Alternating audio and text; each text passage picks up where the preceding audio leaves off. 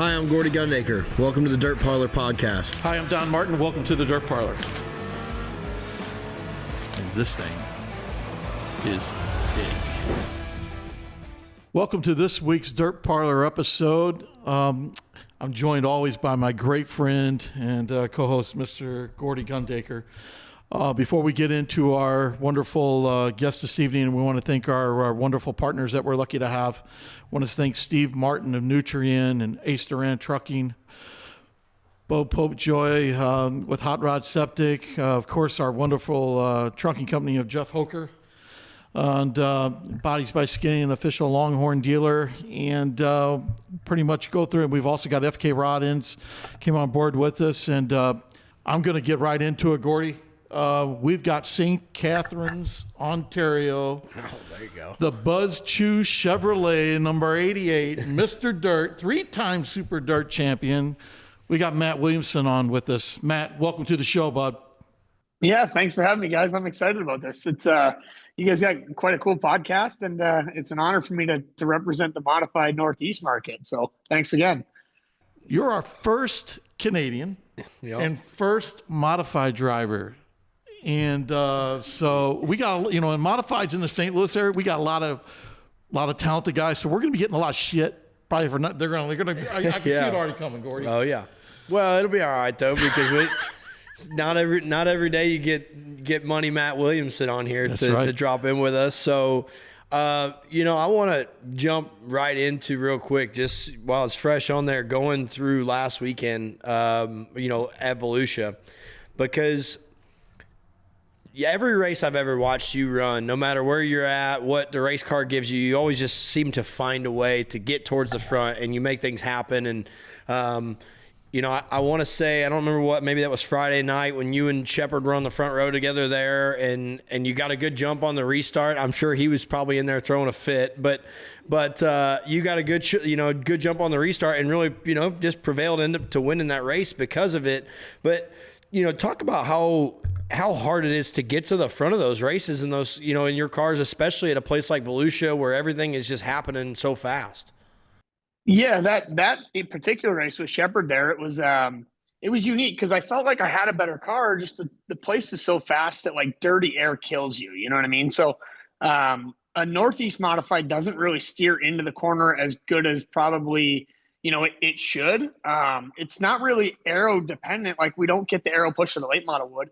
But it definitely doesn't steer when you're in dirty air as good as it could when you're out in front by yourself. So the one restart with Shepard, I know he's probably upset about it, but we got to the making PowerPoint, and they were on the radio telling me go, green, or whatever it was, and I figured we were going to wreck the field if we didn't go at that point. You know what I mean? Everybody's getting antsy behind you. So I hit the gas and we went into turn one. He was actually probably a wheel or two ahead of me getting into turn one. And then I just momentum around him on the outside. And then, once I got to clean air, I felt like we had a really good car. It was tough getting there. And that was the only night I really drew any, a decent number. I think I drew 3. But the other 3 nights we were like 8, 8, and 6. So it's tough to win them races, 30 lap races anyways, when you start, outside them first 2 rows. I'm curious. You like the format? I noticed you like. I'm curious even with Gordy on this. You guys are picking like when you go up there 1 through 8. You know what I mean? And do you think it should be just the heat race winners that get the first 4 and then the second, or do you like the idea of a guy that got second in his heat race? I wouldn't like it if I beat a guy in a heat race and the next thing you know, I got to pass him again and draws in front of me again. And how do you feel about it, Gordy? Yeah, I mean, obviously the late models do it where I guess this past weekend it was just the heat winners because there's, 6 heats. But, when there is just 4 heats, the heat race winners draw 1 to 4, and then second place draws 5 to 8. And, it goes both ways. I think they do it because it's puts a show on for the fans and those types of things. But I also don't like being handicapped because I did a good job all night either. That part of it sucks where if you go out there and do your job and set quick time and you already get inverted in the heat race, I believe you guys do, and then drive back to that. And then next thing you know, it's like, well, good job. You could still start 8th in this feature. Yeah, at Alltech, we got inverted. They inverted the top 4 in the heat races, but at Volusia, they didn't. So quick time still was awarded the pole, but Yeah, it's tough. Like, you go out, set quick time, win the heat race, and you're starting 8th in the feature in a 30 lap race. You're kind of put at a disadvantage there. And as good as these cars are, like, everybody's got such equal equipment. It ain't the days of starting 18th and winning a 30 lap race. Those days are well gone. You know what I mean? So I think like Donnie passed a bunch of cars in the sprint car. Timmy passed a bunch of cars in the one late model race, and them guys came from the back, but they still didn't win. You know what I mean? So it's tough. I don't think there's a good format for the fans. I think that no matter what they're going to do, they're going to complain if you start the fast guys up front, and they're always going to want the fast guys to start in the back. And I see that point. It's tough. Like you said, you go out and set fast time, and you don't get any award for setting fast time or winning your heat race when you draw 8. So, but then again, it is the luck of the draw. And, you could go on a heater where you're drawing number 1 and number 2 at 5 races in a row, and you don't really care too much. So just sometimes you're the bug, sometimes you're the windshield, I guess. Yeah. Well, and that's the hardest part. It's the formats are always ever changing everywhere you go. And you just listen, we know what we're getting into when we get there. You just try to put yourself in the best possible situation. Some nights it works out, you draw up front. Some nights it doesn't. But one of the things I wanted to ask you, right? I mean, I've watched a lot of big block racing, never drove one, anything like that. You see how different the movements are in your guys' cars compared to ours. The tires are different, completely different sizes and all that stuff. But what's weird for me watching them is they look like they're just bouncing all over the place, and and they're really got a lot of movement. Does it feel that way in the race car, or is it more of that just like a body roll thing happening? No, it definitely, they beat you up pretty good as a driver. At smoother racetracks, and I think that we're spoiled up here because everywhere we go to is smooth and slippery and it doesn't rubber. We go down to Volusia and it's a little bit rough, a little bit fast, on the edge of rubbering some nights, you know what I mean? So when we go to those faster places, I don't think that none of us race enough there to really get it so that our cars can be flat and still have speed. I know Rick Laubach, his car's always flat at Volusia, and he was fast every night in time trials, but come feature time, he struggled a little bit. So, the center steer stuff, I think that you almost have to have it rolled over on the right rear to have, technical side bite per se. And then, I think that most of the technology with the Northeast modified still way behind where a late model would be. You know what I mean? With the solid front axle, it's kind of a mix between a sprint car and a modified. Have you ever had I'm curious, have you had any interest besides running the mod? Have you looked at I'd like to drive a late model or a sprint car, because kind of like when you look at you guys are sitting in the middle of the car, kind of, have you got a fascination for one or the other to do something different? I want to come and race the Dome. I want to race the Dome. That's doesn't everybody right now? Yeah. I know. I watched it last year, and Scott Flammer, he was the one that helped me out with the Chili Bowl deal a few years ago. He texted me right away. He's like, let's put something together. We can make it happen. Let's do it. So we're still working on that. We're still talking about it. But, yeah, it would be cool to do the Dome race. Yeah. Oh, and I'll tell you what, it'd be great having Mat Williamson at the Dome. Yeah. It's, I think now, especially since, a few guys have, tried to cross over into running late model stuff. Obviously, the Dome event is becoming kind of like the Chili Bowl, where guys are like, well, hell, I could go try this for a weekend. And, everybo's expected to tear shit up anyways when you get there. So if anybody's on board, they don't really care. It's like, hey, whatever, we're going to go have a good time. But I think it's, cool that guys are looking at that event going, hey, man, that'd be fun to go try that at least once. And, the more our sport, broadens, everybody's kind of got that, right? You see RTJ running sprint cars. You had Larson and all these guys come over on late models.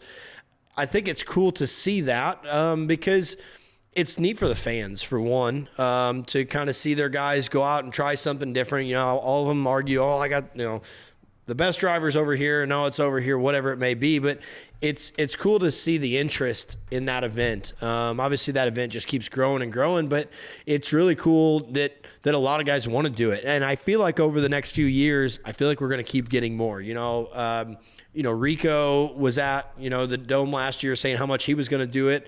I ran into him this past weekend in Indiana, and he was like, yep, I actually think I got a ride lined up for the late model, and I got another sponsor that's wanting me to possibly do a modified deal, but, I probably don't even know if I should be saying this. Sorry, Rico, but I think that's cool. Like he has a huge interest into wanting to do that. So I would imagine if you said you wanted to do it, there would be a lot of people who'd be willing to help out. Now Reitzel already talked about wanting to do it. So I'm kind of waiting to see if he really does, because I'd love to put Reitzel in one of my cars down there. I don't know what it's going to look like when it comes back, but it'd be fun to do. The Mullet Brothers. Yeah. Yeah.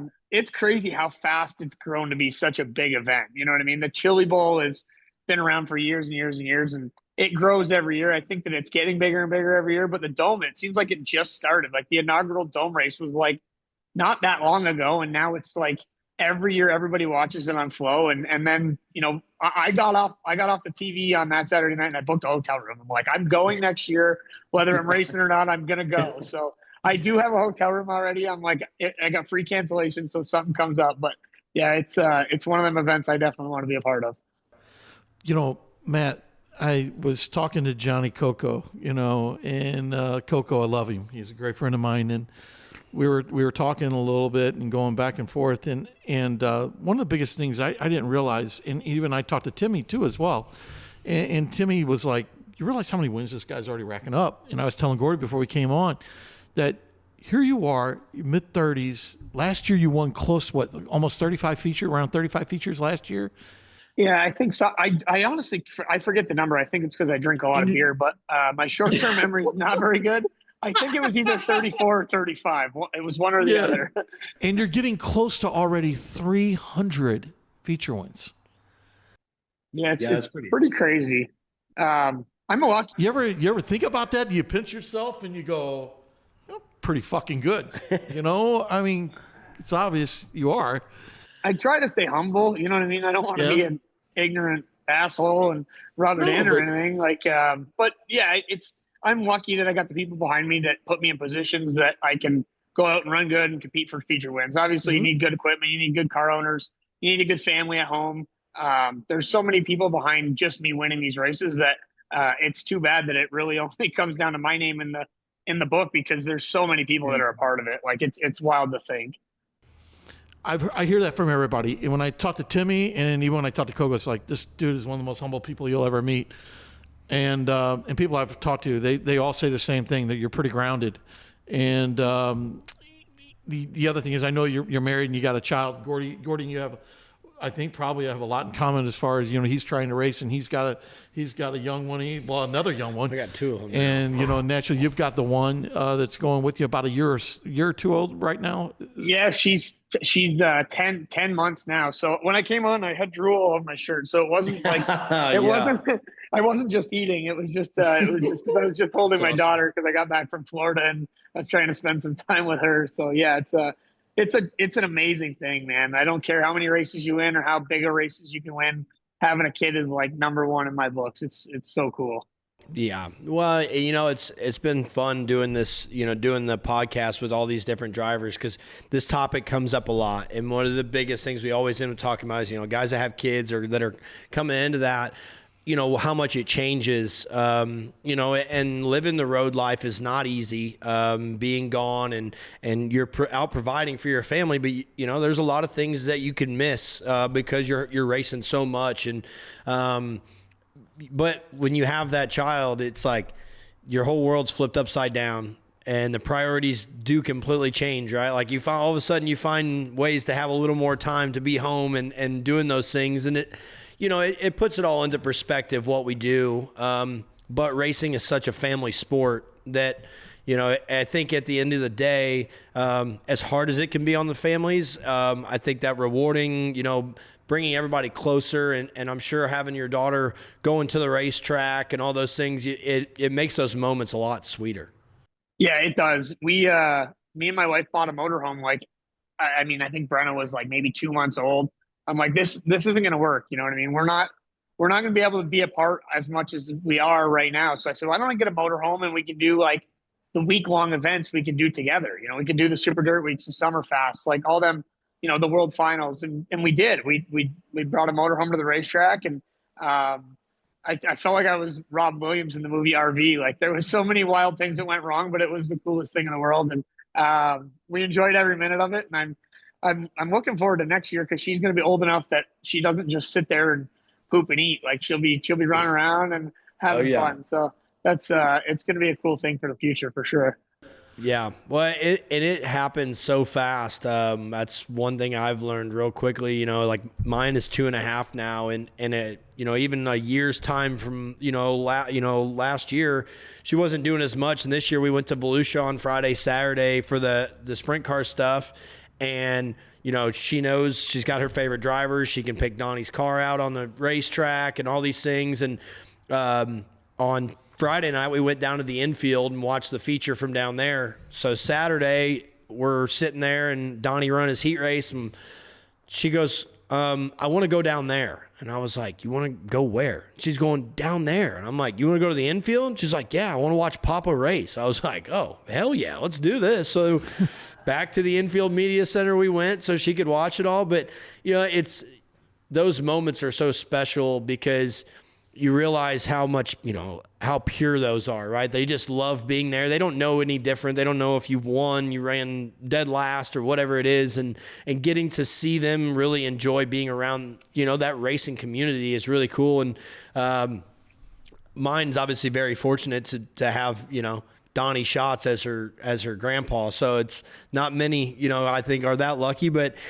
seeing the way he lights up when she's at the racetrack is like the coolest thing in the entire world, because he gets out, and then if she's standing there, like, he'll just dodge everybody else and go right to her. So it is really cool. And I'm sure the moments you'll get to have this summer will be so special, just because, I'm sure the first win, when she really knows what's going on, like, you guys will cherish that one for forever. Yeah. It's, I get like the biggest smile on my face when just even thinking about it. I'm like, I could sit here and talk about like the moments and stuff like that for hours and hours and hours. So I want it to like slow down. I don't want it to go as fast as what it has been. Like, I felt like this summer flew by, and I was pretty fortunate. She was born in May, and it was a wet spring, so we had some rainouts and stuff. I didn't have to miss anything there, but yeah, I'm sure this summer there's going to be some moments that, like, I'll be away racing where I'm going to miss, which obviously, you get sad about, but you try and be there for as many as you can for sure. Yeah. Matt, how many races are you going to run this year? I mean, you're bouncing on. You're running Ransomville, Canandaigua. You run the Short Track Series. Of course, you got the Super Dirt Series. I'm curious, and plus you're like in about 4 or 5 different cars too. I mean, I always love it when you're in the 6 car. By the way, I think the 6 car is badass. The S&W car, that's pretty cool. Yeah, and that car's pretty quick too. Wayner from S&W, he does a lot for my own personal program, like I said, this goes back to having such good people behind you. I mean, we're doing 85 races. I do probably the most in my own stuff. Between my stuff and the BuzzChew stuff, we probably race equally, maybe 25 to 30 races each. Coco stuff we'll do probably 15 to 20, and then we'll sprinkle in the bigger races with Jeff and Harry Barron. So probably about 85 to 90, depending on obviously weather and stuff like that. So the stuff with modifieds is we're pretty lucky with not having to travel too much during the summer. I mean, Florida, we were just talking about off air, but Florida kind of sucks driving 20 hours home, but for the most part, I can race Friday, Saturday, Sunday within 2 hours of my house. So, and then obviously Summer Fast and like those events that Super Dirt Series puts on, those are only within 2-3 hours of my house too. So, there's the odd race, we got to go to Georgetown in March. So that's going to suck. That's 10 or so hours. Port Royal in March. That's not too far, but, I think it's going to be cold just because we still got 2 feet of snow on the ground up here. But yeah, it'll be a lot of traveling and a lot of races for sure. Well, and obviously, being that close to as many racetracks as you guys are, where you're really racing, is a huge help when you're running that many times. That's kind of the situation I've got around here. Is I've got probably 18 racetracks within 3.5 hours of our house. So it's tough for me to want to go get out on the road and do a full series, because I'm like, I can just drive 3.5 hours to pretty much anywhere and be back. But I've always wondered that, you know, that full Northeastern swing and everybody that's up there. I feel like you guys have such a good following, though, because all the racetracks are so close. And I feel like your guys' racing is really healthy because of that, because there's so many places that guys can go, and you have, you know, a couple different divisions you can race in. But, you know, was that kind of like growing up? Was that what made it so easy to just be like, hey, I can go race big blocks and all this stuff wherever I need to? Yeah, I mean, I never thought I'd be a full-time racer because there's not many in the Northeast, which I guess is kind of a good thing for me. But it's like a hidden gem with the amount of money that the Northeast Modified stuff pays. You know, we could probably race over 30 times a year for over 10,000 to win. Probably 10 or 15 times for 20,000 to win. Now, maybe not 10 or 15, but 8 to 10 times for 20,000. And then we've got, you know, 4 times that we race for more than 50. So the Northeast stuff is like, it's hidden gem. It's a bunch of weekly racers per se that, you know, get to race as often as possible. So yeah, I never thought that, you know, you could be a full-time big block modified guy, but you know, I'm lucky I'm in the position I'm in with the car owners and stuff. But yeah, it's like hidden gem kind of in an area where there's a bunch of cool racetracks and a bunch of big money races. I think one of the coolest things about big block racing is like being where we are, we don't have you guys. So when like Gordy was talking about how all he wanted to do when he was a kid, he wanted to go see Brett Earn in the Budweiser 3 car, you know? Dude. And listen, he's already stealing shirts and shit. It doesn't matter.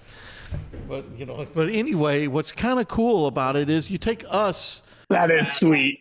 Yeah. So anyway, so you take us, you know, like we're used to seeing the UMP modifieds and everything else, but when you get a chance to see something that's different and you go through and you see and you guys, again, I think when the first time like that, you see it in Florida, Volusia, then I would see it at the World Finals. And I think it brings a little excitement, especially when I love to watch the way, like, I've been lucky because I've been close to Tim, is like when you guys take these things apart, it's pretty, I mean, they're radical. Yeah. Oh, yeah. You know, and while we're talking about this, we should get Cody Summer to chime in on this and get like a special at the Dome. Oh, dude. Oh, I'd love it. I'd love it. I'd love it. I think it'd be huge. My dad was always a big block fan, right? Like he, you know, obviously he ran late models, but when we go to Volusia, he always enjoyed that. It's how I got to know Brett Hearn and those guys. But he had tried for a long time to try and get a race down here at Tri-City, but the biggest thing was trying to get 2 weekends worth, so it made sense for you guys to come down here and run. It wasn't just drive all the way out of the way to race on Friday, Saturday, and turn around and go back home. For like 3 or 4 years, he just worked on it, but he couldn't never get anything, you know, any of the other racetracks to want to do it. But, you know, your guys' style of racing is very unique. And I think that's what's cool about it, because it's a lot different than what we do. And I think for the average fan that comes down and watches sprint cars and late models, you know, they see that the first time you guys go in there and things backfire and shoot the flames out, they're like, fuck is going on here, you know? But I think it's so cool. And, you know, every style of racing, you know, I think intrigues me in a different way, because you know how much work goes into all these race cars and getting up and down the road. But, you know, what you guys are doing, especially I feel like when we go to Charlotte and it feels like they start 50 of you on Saturday night. And it's just like, holy shit, look in the racetrack. There's so many of them out there. But your guys' style of racing is very different than what we do, to an extent, I guess you'd say. But, you know, you guys put on a hell of a show. I feel like every time we watch you, I've said it for years, the best show at Charlotte is the Saturday night big block feature. Like, I don't think I've ever missed it. Like, I will make sure I go back up there to watch it, because I'm like, this shit's going to be crazy. I don't know what's going to happen, but it's coming. Yeah, it's definitely different from like a late model or a sprint car. Like, not many times will you see a big block, other than probably Larry White, run in on the cushion and like ride the cushion all the way around. And I don't know if it's because of the solid front end and being a 2,500 pound car that like it doesn't steer when you get to the cushion. But yeah, like there's a lot of racetracks that we could be going to. Tri-City would be amazing. We're gonna go to Mansfield this year. That'll be a little bit unique as to what we're normally used to. But there's so many good racetracks out that way that we could be going to. It would be awesome to like have a 3-4 day trip out that way and hit up like 3-4 racetracks in 4 days. And yeah, I think that the series almost needs to get better at that. Like, we're really regionalized. We go to Weedsport 3 or 4 times. It's a great facility. I love the place. To run really well there, but it gets dry when you do the same thing over and over again. So maybe the 1 year we can convince the series to head out that way. But yeah, I'm gonna have to work on that. I agree. I think it'd be massive. A Midwest. Well, there's so many good tour. racetracks out here. I think that you guys would put great races on at that. You know, it isn't a bull ring or something that is like what we do, but you know, there's a lot of great places up in Iowa. Like, I feel like Burlington would be awesome for you guys. You guys would love Burlington. But there's just, I feel like if there would be a cool time to do it. I don't know who we got to talk to make it all happen. But, you know, if we did like a Midwest supercar, you know, or big block week, then it'd be badass out here. And I feel like we'd pack the grandstands. It'd be cool if we could tie it in with the late models and just do like a whole swing. So we all be in the same pit area. It'd be a lot of beer. A lot of beer would get drank for sure. But it would be a lot of fun. Yeah, absolutely. I'll get working on Dean. He's the series director. I'll get the bug in his ear. I mean, he's not open to too many ideas about traveling. Like, you know, anytime you talk about Eldora, it's like shut right down. So, but yeah, I'll get in his ear and see what we can do. I'm down with that. You know, what's some of the tracks? I mean, what's your favorite track around the house for you? Around here, I would say probably like Mohawk is a lot of fun. It's it's a faster place. We tend to go there in the fall when there's a little bit more grip in the racetrack. Cornwall's right close to there. It's a little bull ring, kind of the opposite of what Mohawk would be. That's a lot of fun. I like Ranceville and Land of Legends. We race there every week. But probably that I've ever raced at, you know, Charlotte and Volusia are two big events. Even when the racetrack's not great, it's still fun to be down there and drink a beer with all your buddies. So I always like them two events, and Oswego fits right in there too. Oswego is actually a really cool racetrack when it's right, but when it's wrong, it sucks a lot. So, so yeah, it's cool. And that event, like, I mean, I'm not sure if Don, you've probably been there 100 times to Dirt Week, or at least once or twice over the years, but yeah, Super Dirt Week's a pretty cool event to be at. You miss Syracuse? I do as a manufacturer. Like, I build my own bodies and I try to think outside the box, and I like to build cool shit. So I miss it for that part of it, but I don't miss it as like somebody that tries to race for a living and wants to save my car owners as much money as possible. And the motor bill and the tire bill and everything around that place was just all involved in money. So I don't miss that part of it. The atmosphere at Oswego is actually catching up to what the mile was. I know there's going to be people that are stuck in history and they're going to think that I'm totally stupid, but they don't like me anyway, so I don't really give a shit. But yeah, Oswego's doing a good job at making it like a unique format. You know, they moved from Sunday to Saturday. We race Saturday night now under the lights. Saturday night's always a good party because nobody's got to work on Sunday. So yeah, they've done a good job making Super Dirt Week back to what it probably was in its heyday at the mile. Obviously, the history buffs are going to hate me for saying that, but it is what it is. Well, and it's obviously just because they get so entrapped in that one event. It's got to be at the same place. It's, you know, which you understand. I mean, you get that, but it's cool when another event kind of starts to step into there and builds up and realizes what they have and kind of turns it into more than just a race, right? Like having that full event style that the fans really go loving and camping at and being at, and there's after parties or whatever it may be. I think that's one of the things that's helped racing. I would say in the last 5-ish years, you know, a lot of the 2-3 day events now aren't just like, okay, yeah, you show up, you sit in your motorhome, we have a race, then you go back. Like, I know a lot of the late model stuff, everything we have now is like pre-parties, after parties, all this other stuff. And it's cool to include the fans because we've talked about it a bunch on here. We're the only sport, dirt racing is the only sport where you have as much access to the professionals as as you do, right? I mean, you can buy a pit pass and go walk right up to you guys. And I think, intermingling everybody together after the races, right? They did it this week at Volusia, the after party deal where, you guys rolled the cars over there and we're hanging out, drinking beer, doing whatever. That's important to keep growing our sport, because you want the people who come to the races and pay their money to be able to go meet their favorite driver or, whatever it may be. And so it's cool to see those events kind of keep shaping themselves to get bigger and bigger.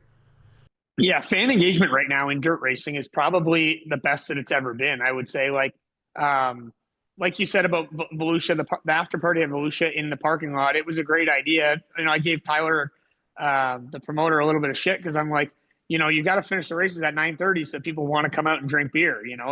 It's tough to get over there at 11:30 and want to drink 6 beers and then drive back to your condo an hour away. So, but yeah, like going back to Oswego, they've done such a good job with fan engagement, and they've got the after parties, the DJ parties, the pre parties. Like, everything is based upon the experience of the week and not just the racing. So even if John from Ohio goes to Dirt Week and sees the shittiest race he's seen all year, if he went there and got drunk all week with his buddies and got to experience like some good parties with some drivers and had a great time, he ain't going to care if the race was shit or not. So I think that World Racing Group does a good job with it. Probably Lucas too.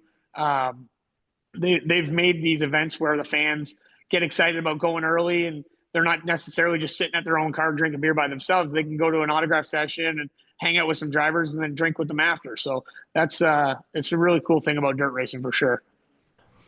Matt, we're talking a little bit about how the history buffs and everything else. I think it's great that you follow, and Gordy's the same way. You guys know the history of what you're doing. And I'm just curious, like, growing up, who was some of your favorite drivers? Yeah, I liked Brett Hearn, but I wasn't allowed to cheer for him because my dad built chassis against his brother. So the whole BRP chassis and TO chassis back in the day was like a rivalry when I was old enough to realize it. So, but I always looked at Brett and said, if I ever get to race cars, I want to be like that guy. He always had a clean trailer. He always has clean race cars. His crew was always dressed up. Like they did a really good job at bringing a professional side of motorsports to what wasn't probably as professional as it should have been at the time. So I always respected that. And I thought that, like, even to this day, he was probably one of the best at that. Clean truck, big trailer. He had a big trailer before everybody else. And for that, I like Joe Plazik because Joe Plazik was one of the first people that had like a NASCAR style hauler at my local racetrack. And I remember going there as a kid, and we'd go into the pits and everybody would be drinking beer, and me and my buddies would be collecting the beer cans to bring them back to the return center for 10 cents and try and make a dollar, So we'd be going around the pit area and we'd go to this big hauler. It was like a big NASCAR style hauler. That was Joe Plazik. So I always looked up to them two guys just because they always, presented themselves as professional as they could. And then you got to look at like Bob McCready. Obviously Bob didn't have what Brett Hearn did as far as trucks and trailers, but he always won as many races and was a legend for that. So, we could say here, Davey Moore is another one that I always looked up to. He was probably a little bit before my time as far as his prime, but there were so many cool Northeast modified guys like Will Cagle and that. It was a cool area in the 90s to grow up in for sure. You got to be pretty excited knowing that Bob and Tim just got inducted into the New York Hall of Fame. That's pretty awesome. Yeah, I was, Timmy called me yesterday. We were on our way home. I was in the truck hungover and half asleep. And he called me because usually every year at Volusia, me, him, and Justin Harris would go out on Sunday. Oh, T-Bone, baby. And we'd go out on Sunday and watch the 500 and hit up every bar from basically Landshark to Grandview. So it's too bad I had to go home now. We missed out on that party. But yeah, Timmy's a good friend of mine. And, I'm certainly glad he's way late model racing with Gordy, so I don't have to deal with him every week. Yeah, man, I'm telling you, it's very impressive. We've talked a lot about Timmy in the last few weeks on here. We had him on, but it's impressive how good he is in anything he gets in. And it doesn't matter the track condition, what it is. Like, he just naturally is very good at what he does. To me, it's like he's got so much patience, I think, in the race car. But he's not afraid to get up there and just let it all hang out either. You know, I can remember growing up, going to Volusia and watching him and Vic running the Sweeteners cars and all that. And you could always see that. And then as he progressed through his late model career, it was, you know, he was a winner wear it guy for a little bit. And then all of a sudden it was like he figured it out. And ever since then, it just doesn't matter what he gets into. And it's, you know, and obviously he's just such an awesome guy in general. But you know, it's cool to see him excel in it, but there are definitely times I wish he was racing with you guys. That's for sure. Now I love the part of hanging out with him and doing all that stuff. But there's times where it's like, damn, he is just like a whole level above all of us. Yeah, you can keep him. I remember a race at Volusia, like probably maybe eight or 9 years ago, where he I think it was the Sweeteners Plus car. But he started last in the modified race, and he was the only one that would get up on the cushion around the whole place. Like, he went from last to first and won the race. It was unbelievable to watch. I think it was a Sweeteners Plus car, but yeah, Timmy's good at like being good in the slick, but also being good when it's fast. And you don't see that a lot. Like, I know that I'm not typically one that's good when it's hammered down and you got to be on the cushion like Larry would be. But when the truck slicks off, I feel like that's where I'm a little bit more comfortable and run a lot better. So Timmy's kind of like that universal deal where he's like really good at both for sure. Yeah. I got to ask you this because I said this the other night on Twitter after watching Larry run the cushion. I've got to know him a little bit back when he ran the Chili Bowl and stuff. Him and Zach Dahm are good buddies. So I've been around him, but the thing I said the other night was like when he's out front leading, running the cushion, I'm like, it's must-see TV because you truly just don't know what might happen next. Like when you're racing behind him and he's up there just beating the cushion down like that, like what are you thinking in your mind? Like there's no way I can go do that, right? Like, but are you sitting on the edge of your seat too? Yeah, so at Alltech, he passed me on lap one. I think he drove up to the cushion and I followed the guy that started on the pole for some dumb reason, but Larry got out in front of me on lap one. It was only a 30 or 40 lap race. And I seen him hit the wall like 3 times around lap 20. And I'm like, he's not going to finish the race. Like there's no chance. I thought he was actually getting a right rear flat at one point. So I slowed down because I'm like, I don't want to drive into him. But yeah, he got the most of it. Like the car was totally destroyed in victory lane. Still won. So he's not afraid of that wall at all. He's not afraid to hit it. Not afraid whether he finishes the race or not. So I got to give him credit. Certainly not what I do when I'm racing. But like last week, Larry had a ton of success because of it for sure. Yeah, I think it was maybe a year or two ago there. He might have been leading a race at Volusia. I think he got over the cushion in 3 and 4, and I'll have to find this video. We might have to put this on here. We might have to clip this. So Jeff, keep that in mind. But he got over the cushion in 3 and 4 and was hopping. Then he goes down the front stretch and like didn't have a good angle. I think he was like all the way by the infield, and he was like, fuck it, I'm still going to go run the top and just flip this thing over going into 1. Yeah, and Dude. He wrecked Brett Hearn. Yeah, that's exactly what it was. And I think Eric Rudolph was second. He wrecked Eric Rudolph too. It was like he wrecked 2 cars and flipped himself in 1 straightaway. But that's like Larry. He's like 120% all the time. Like I don't think he ever quits wanting to run on the wall. And like you got to give him credit because he does it really well. He does it better than probably every other driver in the Northeast. That's for sure. Oh, shit. Okay, yeah, I'm going to have to dig through my phone because I know I saved this video because I think I sent it to my little brother and was like, dude, you got to see this shit. Like, this is unbelievable. Something else I kind of want to, ask you about, right, is, doing these, you've winning points championships and winning big gators and all that. Where did that style, I guess, for you kind of click, right? When you realize – okay, hey, I don't have to win every race. I need to, make the most out of my nights. Sometimes you're going to be a 7th place car or 3rd place car. When did that click for you in your career where all of a sudden it all kind of changed where, you kind of understood those things? Yeah, I'm not really sure it has yet. I try and be good at that. Like I try and make the most of the nights, but like the last night at Volusia, I felt like it was get it on the fence. And, we had to be really aggressive. And I felt like I was probably over aggressive for where we were trying to, achieve. I don't think I had a car that could have won. the little gator, but I knew that we were in a position to win the big gator. All we had to do was finish in the top 10. And I probably put myself in some positions that I shouldn't have. But yeah, it's tough to like manage them races, right? Especially like up here when we run a lot of 100-lap races. Those races, you could have a bad first 40 laps, and then all of a sudden, you'll be running around under yellow thinking you're going to pull in the pit area and save your stuff. And next thing you know, you run second with a chance to win that race. So those experiences probably teach me more than anything, like not to give up and just kind of manage your own race and just do the best you can. So it's tough, but that's really ultimately what probably wins championships. And as best as you can be at it is probably the most beneficial for your racing career. I want to get back to what we were talking about. The Bicknell cars, I got to mention it because the Bicknell cars are so good. It reminds me of what Longhorn's doing in late models.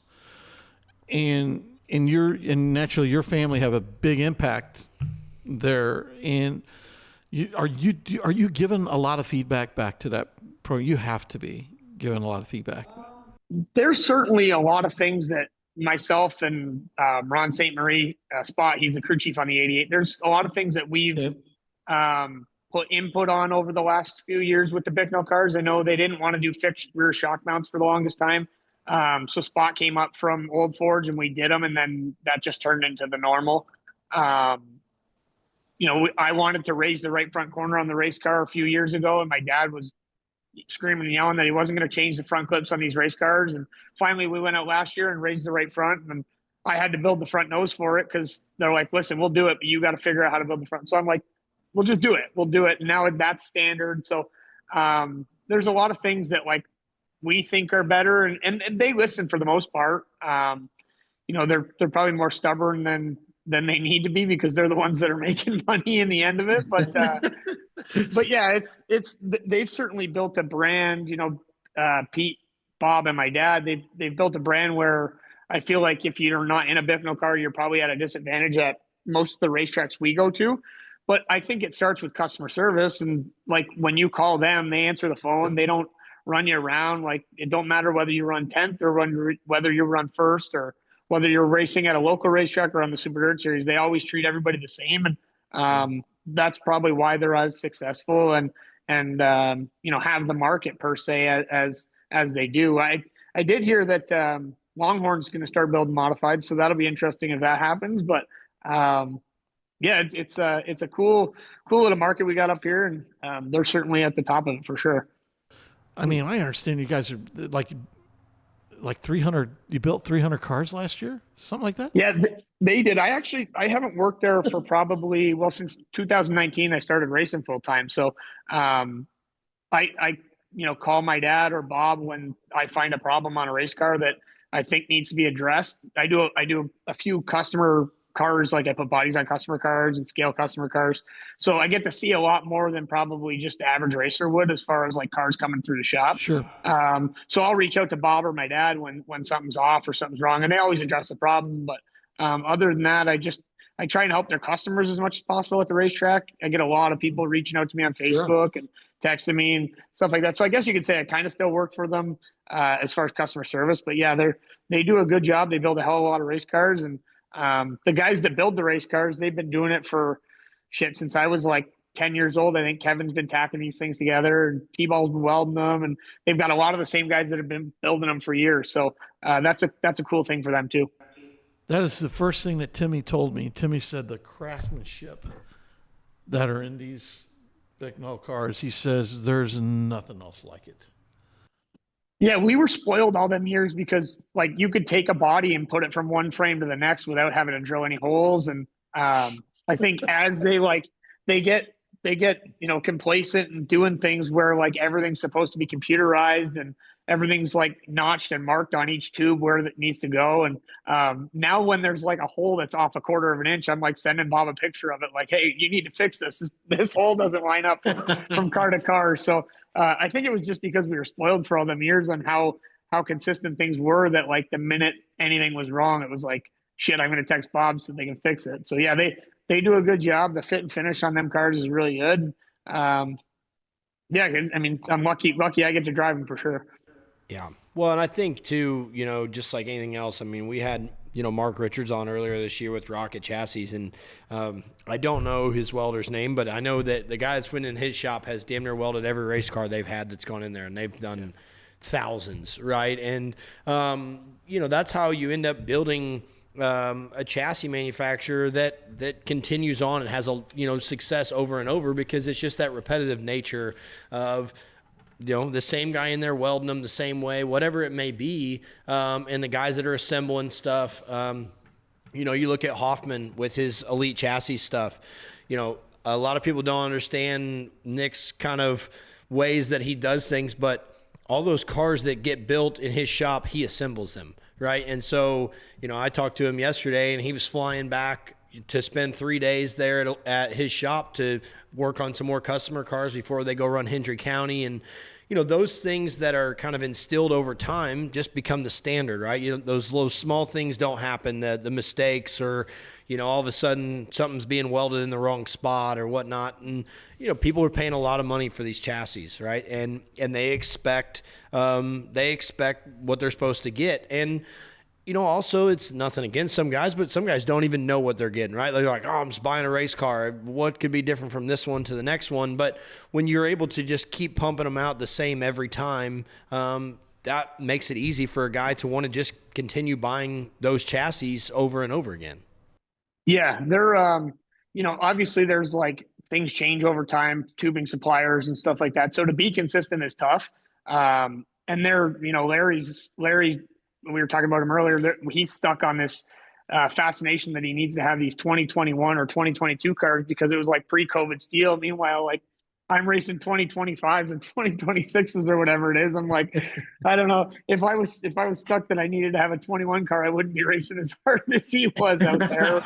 That poor race car is going to be good for a few races. But no, it's the quality of everything over the years. They try and make it better so that it's easier to build, and so they can build 150 to 200 to 250 to 300. Like they keep building more and more each year, and the quality has to stay the same. So hats off to all those guys that change the jigs to make things faster, or the guys that are tacking them together are doing it faster. So that shows a lot. And going back to Nick, man, I can't believe he builds as many cars as he does and still races as much as he does. Like, I try and do maybe 10 or 15 bodies a year, and it's like, I don't know how I could ever, and that's just putting bodies on these things. You know what I mean? So certainly a lot of work and a lot of time goes into that for sure. Yeah. It's pretty impressive. Obviously me and Nick have been best friends for a long time, but his original shop before he just built this new one was a 2-car garage. And he had made it work where he had, the jig inside the shop. They had room to put one frame on the ground.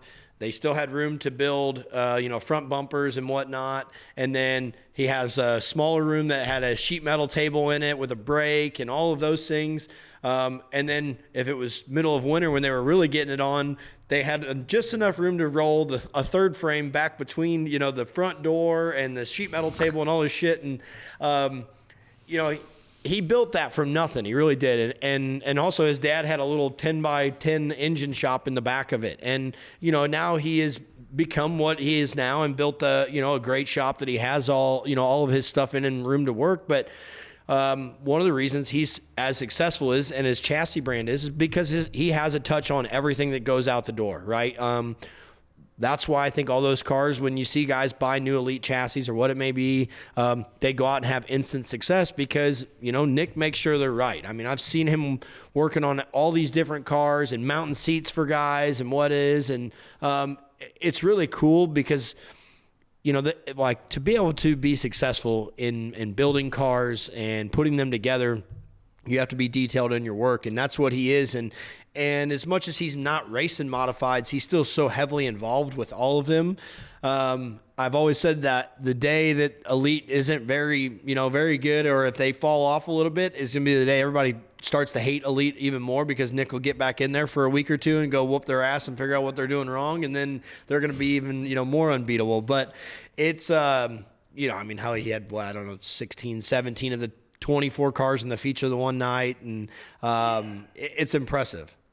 Yeah, and he was there support. Like I seen him in victory lane when I was watching the races. I'm like, shit, he's got a race next week. He's there this week. Plus, he's building all the stuff. So, I mean, I tip my hat to him, man. That's I can't imagine how many hours a week he puts into the whole deal between racing and trying to have a successful business like that. So, but yeah, it's. I mean, if you don't care when you're building your stuff, like if you're just doing it to do it, you're not going to be successful at it. You gotta really care. If there's a hole that's off a quarter of an inch and you don't rebuild that panel, you're gonna just show lack of everything throughout the whole process. So yeah, it's a lot to it. And like I said, he's got to have a ton of effort and a ton of time into it for sure. You know, the other thing is we didn't really talk a little bit about your little super team you got going on. And I'm finding out more about this because naturally Timmy says you have a lot of the same people that are on the BuzzChew car all the way, almost like they're heavily involved with everyone. So the communication has got to be insane. That because you're taking the same guy, like the same guys that are on the BuzzChew, they help you on this one, and now the only guy I feel sorry for you got to deal with is my boy Brian Doherty. I'm sorry about that. I love Brian. Brian stopped by the trailer and gave me 2 hoodies at Volusia, so I can't give him too much shit. I've been like, oh no, I love him. He's like a brother to me. I love him to death. And if I didn't mention him on this deal, he'd be like, listen, this little prick. I'm gonna have yeah, I've been busting his balls about apparel for like 5 years. I've been wearing the same old dirty Integra shirt, and I'm like, I get 100 shirts from Ibach a year. Like I'm giving them away. They're like number one. So they came by the one trailer. Harry from Ibach gave me a bunch of stuff, and Brian come up, and I'm like, look, Brian, like this is how business is supposed to be ran. Where's the goddamn apparel? So yeah, I can't bust on him too much because he did give me 2 hoodies. So that's all that matters. Yeah. But I mean, it's really remarkable that you've been able to keep all these guys, different people, and everybody keeps calling it everywhere I turn around. The super team, that Matt's got probably, not only is he the best driver, but he's also got the best help. And I mean, it's really remarkable that you've been able to jump in these different rides and these same people are involved. Yeah, I definitely got a good group of people helping me out. For the most part, like Jeff's at every race, Spot's at every race, Coco goes to a lot, Ray that helps me out up here, he's at pretty much every race. So I'm sure I'm going to miss some people, and I got 2 or 3 tire guys that come to different races, as we go along between Ryan and Anthony and McCrimmon. And yeah, there's so many good people that work on each car. Between Coco's car alone, there's probably 7 or 8 people. My S&W car, we got 3 or 4 or 5 people. The 88 car's got Spot and Ernie and a couple others that come to the races. And the Barron's team's got some people between Scott Flammer and Gary. And there's a lot of people involved. And sometimes it's a lot when you're trying to go out for dinner after a race or two. But yeah, it's lucky though, because nobody gets overworked. And this Northeast stuff's tough because you don't really have a lot of paid guys. There's not many teams that have paid crew guys. I think we've got maybe 1 with Spot. So yeah, it's good voluntary help, and I appreciate every one of them. That's for sure. Well, it helps when you're winning a lot too. They're like, they want to go. They're like, I'm going to go get my picture made here. Yeah. I'm going to go, hang out, say I did something, scrape some mud, and then go stand in victory lane, and then tell everybody back home, like, oh, I work on this son of a bitch all the time. If they didn't have me, this thing wouldn't be as fast as it is. So the picture takers. I'm telling you that I would go to, when Hoffman was just running his mod, he would go down there and be him and his dad and maybe one other guy. And so I liked going down to Volusia. So I'd go down there and help Nick. And when I say help Nick, like I'd grind a tire or I'd scrape some mud or whatever it was. And then he'd win and I'd just go stand in victory lane. Like, yep, I worked on this sumbitch all week. Good thing I was here. So, but it's cool that you guys have that. We do not have that in late model racing. If guys are on the road, they want to be paid. And I think obviously it also changes because we're traveling a lot further and there's a lot more that goes into it than just being able to go race a few hours from the house. But that style of racing that you have, the guys that just want to go, right? That are just like, man, I just love to be there. That's, to me, the best style of racing because everybody's there to have fun, obviously, and everybody's a little bit lighter mood, and it's not like, oh, man, I'm worried about getting paid. I'm getting this. Like, everybody's just there to kind of enjoy it, but to go and win races. Yeah, that's why like I always try and enjoy the race. Like, I mean, don't get me wrong, I'm competitive and I want to win every race, but if you go and you have a shitty night and you're at an overnight race where you got to race the next night, it ain't no good to just go back to the hotel and go to sleep and somber in your wounds. Like, you got to go out and enjoy it. All them guys took time from their daily routine and their daily jobs to be down there and have fun. That if you go down there and you run shitty, they're gonna walk back to the trailer after you just ran like shit and say, oh well, he's gonna be a moody asshole tonight, and you know what I mean. So I try and like as much as it's probably not good for your health, I try and go out and drink beer after every race, no matter whether we ran 10th or whether we won. So if you make it enjoyable and you can bust everybody's balls and make it so that everybody's laughing every day and there's not much drama between people. People want to be a part of it. And I think that I try and do my best when it comes to that part of it for sure. It sounds like your grocery bill for buying all this beer for all these people is probably a little taller than most then. If we're making sure everybody's getting, if you got 10 guys going with you got to bring like what, 4 30-packs with you just to make sure everybody gets a good buzz rolling. We bring a lot of beer. I would be willing to bet that we'd probably drink just as much beer as most of the people in all of the North Americas. So it's the beer consumption per capita is probably really high at my pit area. That's for sure.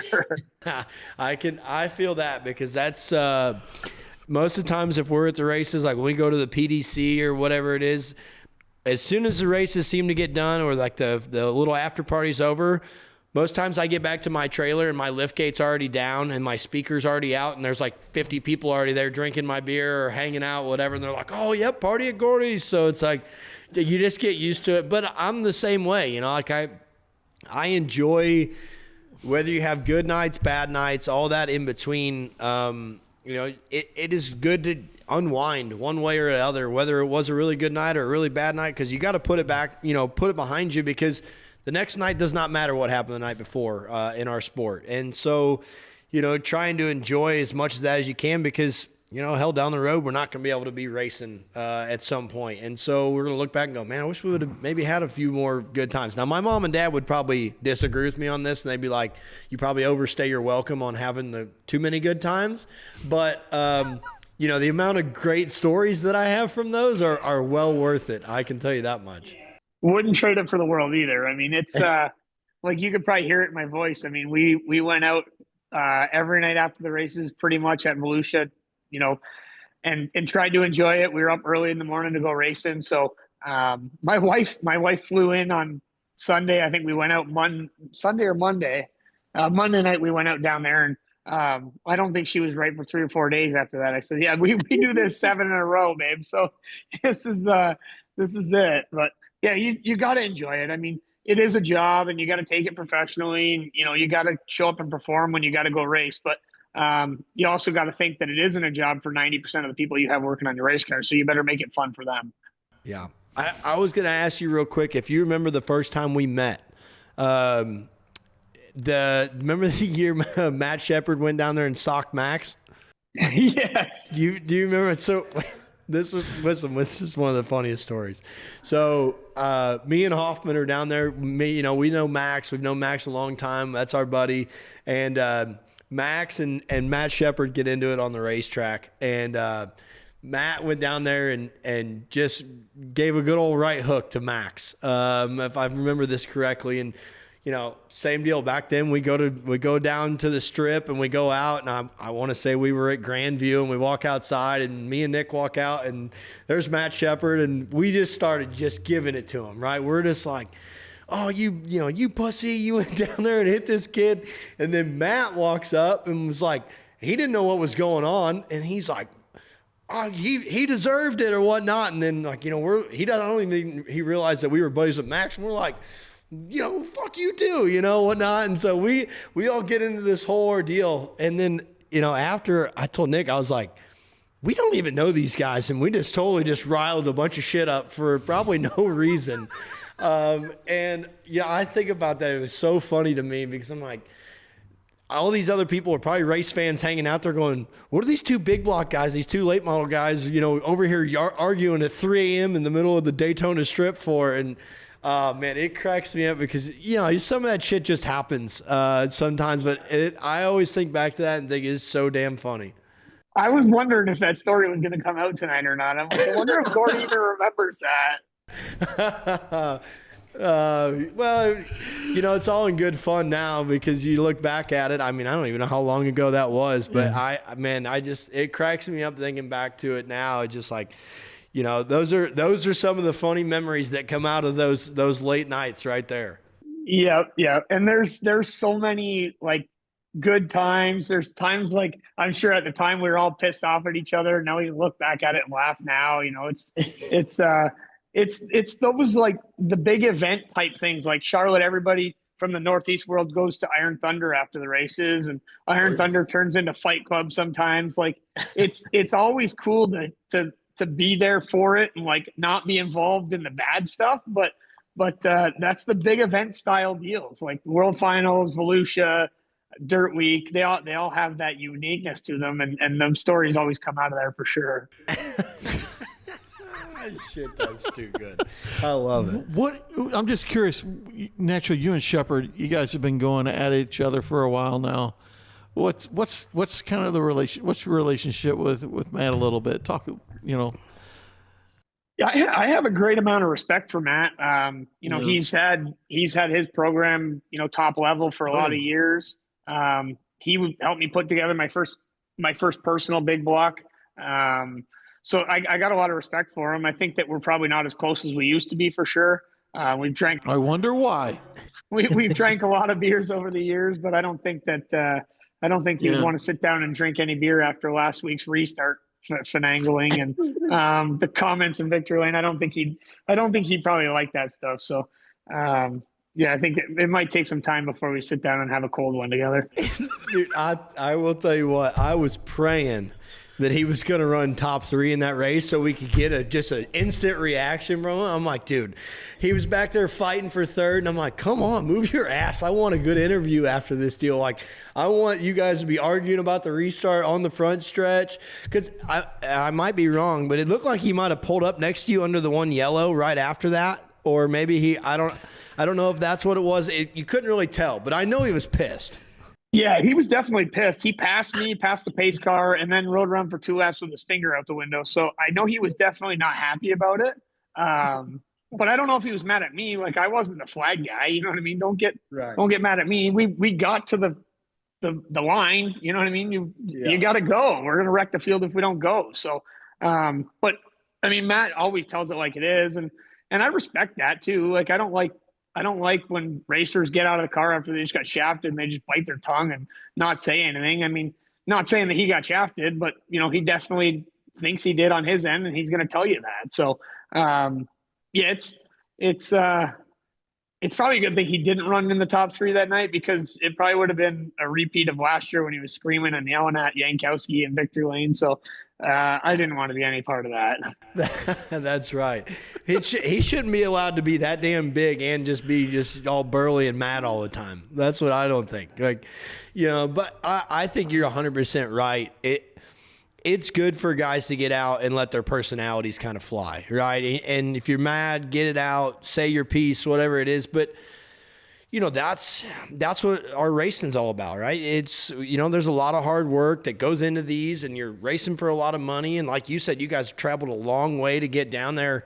I do hate when guys get out and just kind of beat around the bush and do the P's and Q's. Like, I'd much rather a guy get out and fly off the handle. And let it go.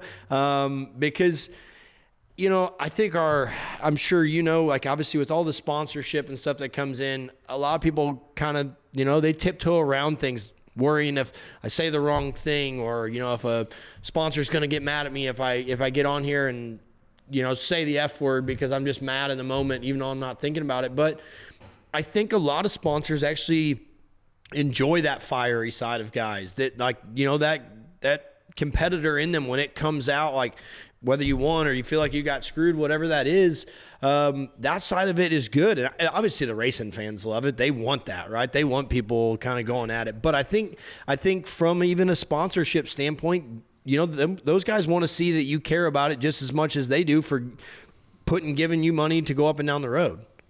And that's going to sell more tickets in the grandstands. It's going to sell more pay-per-views. Like if you get out and you show that you have a personality, if you smash beers on the roof, you do these cool things, people get engaged. You know what I mean? So I think that's a lot of what's lacking in the higher side of our racing world. Like you look at NASCAR, they're grooming all these kids to come up and race, and none of them have personality. Like they're not funny people in victory lane. They say the same stuff, and for the most part, it's repetitive week after week. So I think the dirt side's better at that. Like, you know, you get your pee-pee slapped a little bit if you say, you know, really outside the box. And I've done that. I've done that a few times where I've gotten a little bit of trouble, but for the most part, like you try and show people that you care about it. You want to win. Try and make them laugh in victory lane. You know, there was a guy jaw-jacking me at Oswego when we were going across the stage for introductions. And he kept telling me that I sit down to pee. So I'm racing and I'm like, what am I going to say? What am I going to say to this guy? Like if he would have said it once, I wouldn't have said anything at all. Like I would have just let it go. I laughed about it and it was a good one. Like, I'm like, hey, you know, that's funny. Right. So I win and I'm going over the scales. I'm like, how am I going to present this? Like, what if I get to victory lane and this guy's telling me that I sit down to pee? What am I going to say? So they get the camera in front of me and they're like, Matt, what did you think of the race? Blah, blah, blah. I'm like, well, to that gentleman over there in the corner that was telling me I sit down to pee, if he comes and joins us in victory lane, I'll piss right in his hand. And I thought that I was going to get in a lot of shit for that. I didn't think that one through, thinking that like there was probably, I don't know how many thousands of people were watching on Dirt Vision.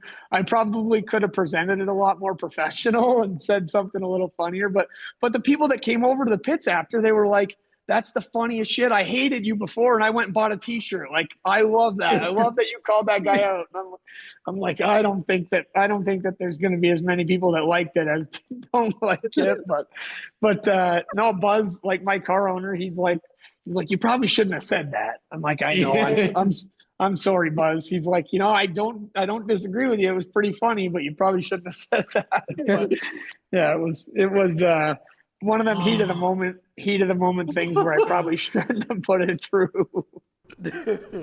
Oh shit! That was last year? That was this past year, yeah, right on Dirt Vision. Oh, I gotta go find it. That's exactly what I said. I gotta go back and find it. That one, hey, Jeff. We might put that one on here too. We might have to cue that baby up. Find it. I think, you know, but sometimes you get sick of that shit and you're just like, all right, I've had enough of it. Maybe if I just fire back, we'll leave it as is. But oh man, yeah, you're right though, because I guarantee you probably gained more fans in that quick moment than you did any other time winning races or anything like that. That people were like, you know what, I could probably drink a couple beers with this guy and it'd be pretty fun. Yeah. I shouldn't have said it like I felt bad about all the kids and stuff, but I'm like, I didn't really technically say anything bad, you know. I didn't drop an F-bomb or anything. Like I was just kind of speaking from the heart, and I just won 53,000 or whatever it was. I'm like, you know, I'm pretty jacked up, and so that was a moment where I probably should have been a little smarter in my life, but luckily it paid off, and you know, nobody got fired over it. Oh shit, man! I'm telling you, that's good. Here you are leading this example, you know, for the ones to follow. You know, I mean, yeah, that's great. No, but so to anybody that took offense to that, I'd like to apologize now. I'll take a moment to apologize. I think it's great. But the other thing is, and I wanted to talk a little bit about it too, is the fact that, man, there's some good up and coming drivers, man. On that I mean, yeah. I mean, the Yankowski, that Payne kid is got a lot of talent. Yeah, I mean, and Watt, Felix. Well, we were just talking about how Amy Holland made every feature down there. You know, the Northeast stuff, like it went stagnant for a few years. Like after I started racing full time and like trying to keep up with Matt, Stu, and Billy Decker was racing at the time, and Brett. There was like a time where I was really the only young guy that was racing that was like my age. And then it seems like over the last like 3-4 years, you know, Felix and Alex. Yes. Them guys have followed the series and bit the bullet and went to these races and struggled to the point where like they got a long enough notebook now that they can go there and compete. And, you know, the odd night they'll be there competing for wins. I know both Alexes won some races last year. Alex Payne went on a heater there at the end of the year for a few races. Yep. And then, Felix was competing with Stu the first night in Volusia this year for a win. And both them guys faced some adversity. Like Felix had his shop burned down a couple weeks ago, and Stu just came back to racing dirt modified. So it was hard to cheer against one or the other, but like it was cool to run third or fourth to both them guys because they really deserved to get some good runs. And Felix is a great kid too. He goes around the pit area, tries to buy as many used tires from people as he can and sells them off when he gets home and tries to make $1 doing that. So they're all three of them really. I got a good relationship with all three of them, and I try and help them out as much as I can. Me and both Alexes have had our run-ins where, I didn't like what they did and they didn't like what I did on the racetrack, but they were respectful enough and grown up enough to come over and talk to you afterwards. And I don't even know, if I was their age, I don't think I probably would have even done what they did. So that shows, how mature they are for their age. And you got to give them credit for that for sure. Yeah. Well, it helps to have guys like you and Matt and Stewie, who have been through all these ranks. You guys all set a very good example of what being a professional looks like at the top of the sport, right? You guys have all had a lot of success, and at the end of the day, you could choose to help or choose not to help. But I don't think any of you guys would do that because just like all of us, you want to see the sport continue to grow, and it takes those younger guys. And, like you said, sitting there watching, Felix and Stewie start on the front row of that deal, it's like, I just hope they don't wipe each other out and really ruin this moment here because this, would suck. And but it was really cool to see that, one way or another. Mm-hmm. I think Felix right there probably lost. It was a little bit of experience that probably cost him that one, and he'll learn from that, and it's going to make him better because he probably won't make that mistake, maybe too many more times down the road. But it is cool to see that intermix happening of the younger guys competing with you, kind of pushing you, right? And I'm sure sometimes when they rub you the wrong way, it's like you kind of take it with a grain of salt, right? You're like, shit, you're gonna try to make a talking point out of it and say, hey, listen, this isn't really how we do things. Let's figure this out together. But it is cool to see that kind of progression for them getting faster, right? Staying up front and kind of every night challenging you guys, pretty consistently. Yeah. And, for the most part, they're all pretty respectful behind the wheel. You know what I mean? They're, I'm sure that there's things that they've done or they do that, I don't like, but I'm sure there's things that I do that they don't like. So, I know like Felix, I've raced with him a ton, and I don't think we've ever had a run in. I'm sure that I probably raced him rougher than he's raced me just because I see this kid coming up and I'm like, you ain't passing me, kid. But he's really respectful behind the wheel. And like I said, he works hard at it. So it's cool to see him have some success. We cannot get off this show without talking a little bit, since you're from Canada, talking a little hockey. Oh, yeah. Okay? Yeah. Cannot do it, right? I mean, no, we are. Are you like being where you going to New York? You a Maple Leaf guy? Now Coco says you like the Sabres now just because they went on a little bit of a heater. No. That otherwise you're. I have a Tage Thompson jersey from like 5 years ago when the Sabres really sucked. So nobody can say that I'm like a boat. That's our guy. That's our Blues guy. Yeah. We traded him to you. So yeah, you got him. Yeah, but we got O'Reilly out of it, and we got what they call a cup. So, our first one. It was a good. So we can't really bitch about the fact of. Yeah, I hated to see him go, and hopefully he's having a pretty good Olympics. He is. Yeah, the Olympics are cool right now. We could put a little wager up because I think that. Your women's are playing our women's for the gold. We are going to absolutely trounce your women's. Yeah, I agree with you on that. There's no chance the Canadian women are winning the game. I hope they win, but I don't think they're going to win. But there is zero chance the American men are beating that Canadian. Listen. We were just talking about this. I was saying this. So I love watching hockey. So does Don. But the Canadian team is definitely better than the U.S. team because absolutely. Savannah and I were sitting there watching one of the first games the other night, and she watches hockey with me sometimes, but not enough to really know what's going on. And I was like, listen, everybody on the Canadian team is like a captain or an assistant captain or has been a first round pick at some point. I'm like, between McDavid, McKinnon, Crosby, Celebrini, I'm like, and McCarr. It's just they're just weapons every time. I'm like, they're everywhere they go. I'm like, dude, it's unbelievable. But now I will say, we're a little more rough and tumble than the Canadians are. We're more a little rough around the edges. Now you got Tom Wilson, that maybe, but You guys just got Kachuk. That's the two Kachuk brothers are the only thing that's like rough and tumble. And like Austin Matthews, I like the Leafs. He plays for the Leafs, and I have an Austin Matthews jersey inside my house, but he does not have any heart enough to win gold medal games. I'm not going to disagree with you on that. I'm not going to disagree, but I do think that the game is going to be closer just because it's going to, if they get there together, it'll be the gold medal game. So it's naturally, I feel like, going to be a closer game just because just the way it works out.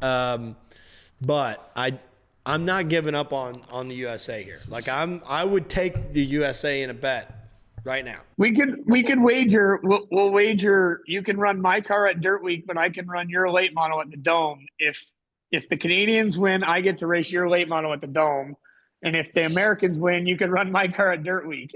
Oh, I think that's I'm a great in. deal. We gotta handshake it. I witnessed it. I'm not scared. I'm not scared at all. Because listen, we're gonna go to the Dome and tear shit up. Whether I'm driving it or you're driving it, or if I got two cars there, they're gonna be tore up. But it is what it is. But now you're the one. I feel like you're taking the risk. You're taking the risk here. So. But hey, the good. Good news is I'm not running the series, so I can take off whatever week I need to take off. So you better be praying for them Canadian boys on Sunday. I'm coming with him if he does this. He's going in a big block car. I'm coming. I'm gonna be all over social media with this shit. If the United States wins on Sunday, we're going to see if you hold up to your side of the bargain or not. You do realize, Matt, the St. Louis doesn't lose either way here. You know, we don't lose either way because our goalie, of course, plays with the Blues, right? If Benner wins another one, he just shows that, he's our guy. If we lose the Canadians, I'm pissed. I'm just telling you. I'm not going to be happy that Benner won it. And I'm just letting you know. I'm going to be pissed, especially because if I have to get up at 6 a.m. on Sunday to watch this game and we get trounced, I'm really going to be pissed. So that's, yeah. Yeah, it's like an 8 o'clock in the morning game on Sunday. 7:10 our time. Trust me, it's 8 to 8:10 my time, right? Yeah.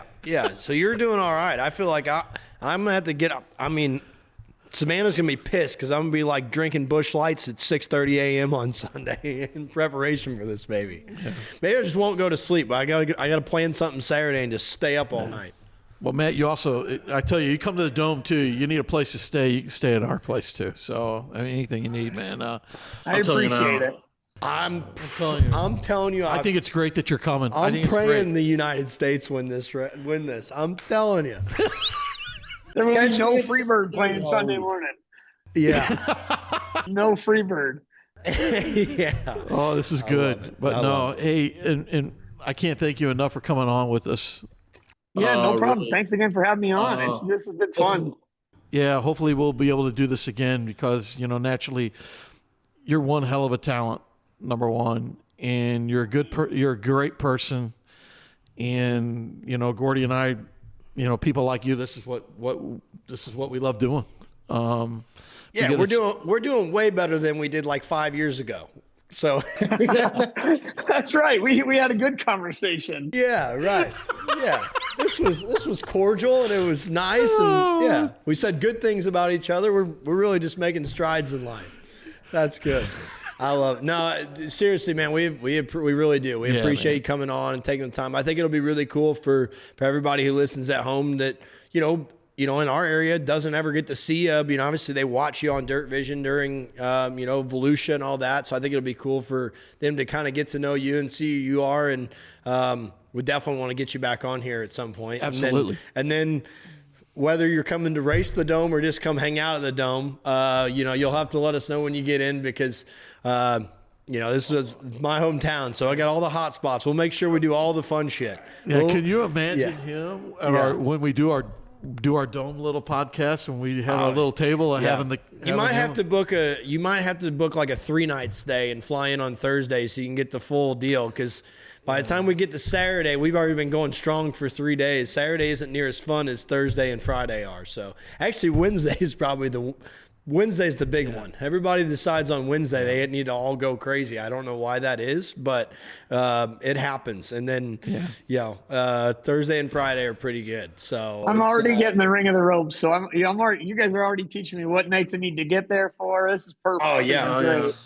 You'll have a great time, we promise. Oh yeah, no, it'll be a lot of fun. So yeah, you'll have to make sure you let us know when you're coming in. But good luck this year, man. I'm sure. Absolutely. I gotta know what's your record in wins in a year. Do you know what that is? Most you've had?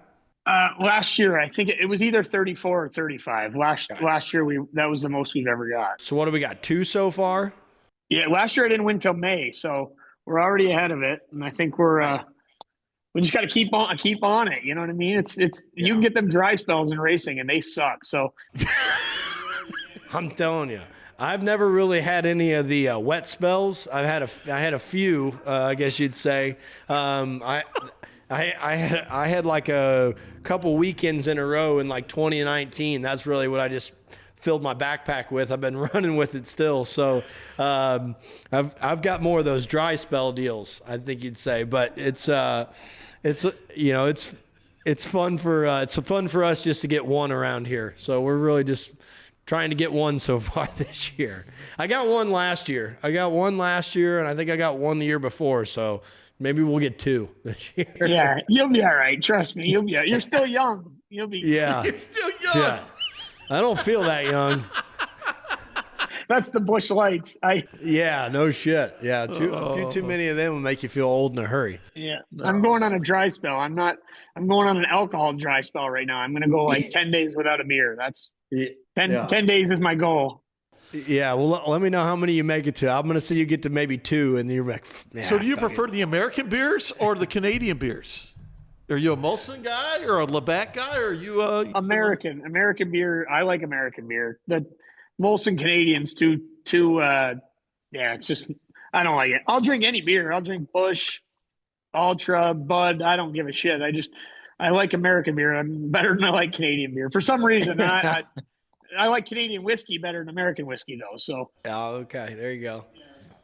That was a big thing I did in college. I drank Canadian Club and Sprite or something like that when I was like 21. We used to just buy shit by the handle and just be wailing on it. Yeah, you couldn't afford not to drink it. It was probably I'm telling you, it was like $17 a handle. Yeah, I'm like, this shit's cheap. We can get hammered off of this for like $20. Like you can't be you get a 2-liter of Sprite and a handle of Canadian Club whiskey, and the sky's the limit. Let me tell you. So I'm already at 2 days on the no beer though, so I'm good. Shit. All right. Yeah, if I can get through today. What time? Okay. Is it? 7:48 here, so I'm 2.5. I'm 1.5 days right now. You're doing okay. You're doing all right. And before we leave you, when's your next race? Port Royal, March 15th, 16th. Okay. Yeah. And you want to thank any sponsors or anybody before we get off here? You want to thank anybody? No, I think we did a good job talking about everybody throughout. I mean, obviously, thanks to everybody that we mentioned, and BuzzChew, S&W, Barron's, Coco Wentz, the whole deal. Thanks to everybody. Yeah, awesome, man. Well, we appreciate you, and good luck this year. Thanks, guys. Appreciate you having me on. All right. Yep. See you, good man. job, Money Matt. Thank you. See ya.